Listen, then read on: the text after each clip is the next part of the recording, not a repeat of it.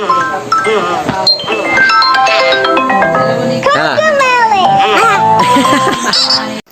How is to now make the part where organic the feeds for chickens.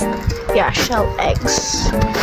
This is the shell egg that my Lola gave us. And then me over here just, doing malunggay, just cutting their leaves. But the malunggay part of it is keep,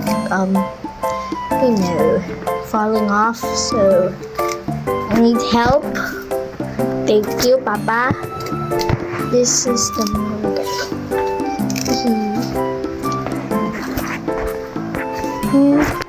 The eggs.